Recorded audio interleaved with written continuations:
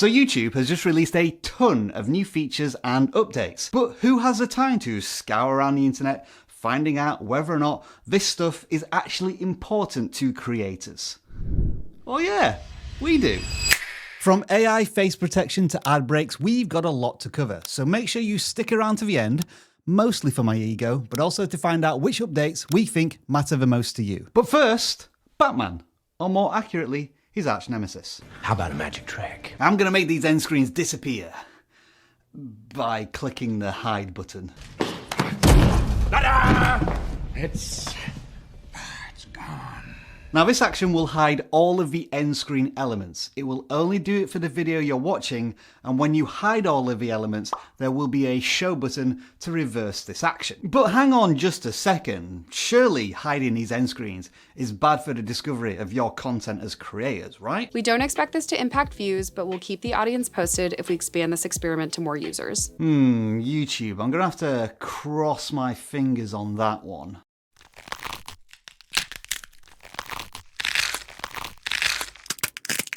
I guess the argument here is that if your end screens are so annoying that viewers are hiding them, then they sure as hell ain't gonna click on them. And you know what? More importantly than any of this, Jack Nicholson did it better. Anyway, moving on swiftly, subscribers. Apparently, if you click this button, something amazing will happen. Allegedly. YouTube is experimenting with the idea of showing who has subscribed to your channel on the mobile app. This information will only be displayed to the creator of a channel, and you'll only be able to see subscribers who publicly show which channels they are subscribed to. Oh, I see what YouTube are doing here. They no longer want viewers to watch more videos, so they're gonna hide end screens. And instead, they want channels to have more subscribers, so creators have longer lists to swipe through on the phone. It's genius, really, isn't it? An idea is like a virus. Resilient. Highly contagious. Yes, well put, Christopher Nolan. I think I'm never quite sure with your films. Speaking of which, bar graphs. Do you want to see a super sexy one? Of course you do. Whoa, feast your eyes on this beauty. And you see that one at the very top? That's us.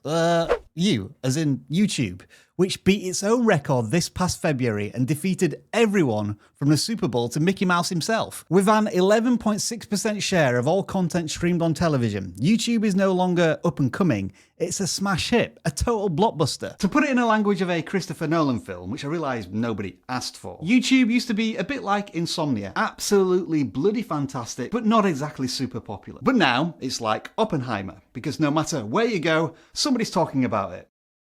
Or Barbie. I'm just kidding. But what does any of this mean for you, the creator? Well, it might mean that you want to experiment with the absolute opposite of YouTube Shorts and go Hail Mary on the length of your videos. You'll have seen creators such as Sam Sulik by now who just press record and film their day, ending up with videos that are more than 30 minutes long. Authenticity, relatability, that's what viewers seem to want these days. Something that you can throw onto telly, lean back into your sofa and casually watch. Yes, indeed, there is a market for that now. YouTube is proudly boasting that they stream over 1 billion hours of content from YouTube TV every single day. Now then, we are halfway through this video. Congratulations for getting here. It is now time for Interstellar. An intermission. That's because YouTube is introducing a new way to monetize your live streams with take a break ads. You can set this up through the live control room in the YouTube studio and decide on 1, 3 or 5 minute breaks during which ads will appear.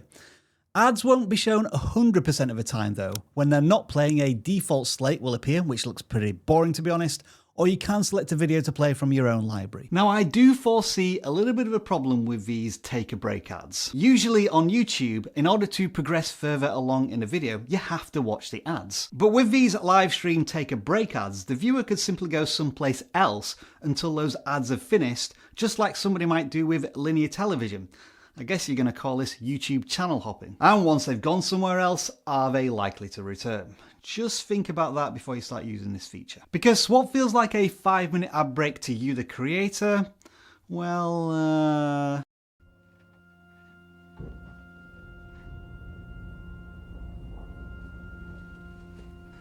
I've waited years. Interstellar done, now it's time for a pop quiz. We have already used AI somewhere in this video. Let us know in the comments where we used it and you'll win absolutely nothing. But what YouTube is conscious of is the potential impact AI has on a creator's likeness and how it might be abused. In order to address this concern, YouTube is piloting a scheme where they ask select creators to submit selfie videos in order to generate tools for protecting against this very problem. Fighting AI with more AI. This is a fantastic idea where absolutely nothing could possibly go wrong. But if it does work, I can finally get what I'm owed from this Hollywood numpty. Now this next story reminds me of the Christopher Nolan film Memento. YouTube has basically tattooed itself with a whole smorgasbord of updates to remind itself what it's been up to over the last 12 months. That includes automatic dubbing of your videos into other languages, we still haven't got that yet, an increase in the maximum length of YouTube Shorts from 60 seconds to 3 minutes, woohoo! Fan community posting where anyone can post on your community and ruin the reach of your own community posts. We've already made a video about that. The hype feature that's supposed to help small creators get discovered that I and many other people still haven't seen yet. And who could forget the thumbnail test and compare feature? What was I supposed to remember? So the last thing we're going to talk about today is the very first thing viewers see when a video is uploaded. Notifications. Apparently, when viewers sign up for all notifications on all of their favourite YouTube channels, like you've done with a vidIQ channel, right? It quickly leads to them becoming overwhelmed with a constant barrage of notifications. Funnily enough, it's like the Christopher Nolan film Tenet.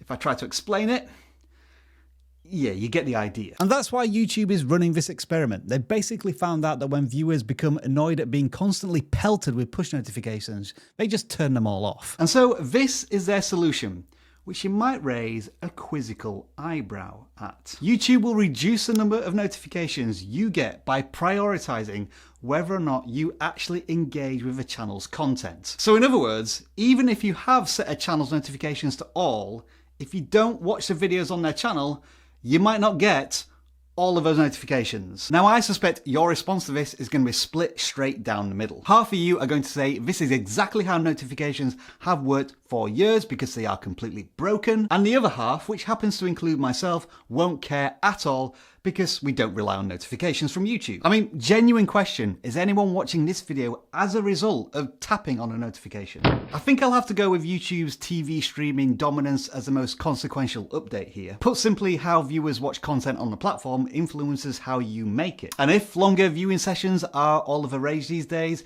that presents new opportunities for you to reach new audiences. If you disagree, then do please start an argument in the comments.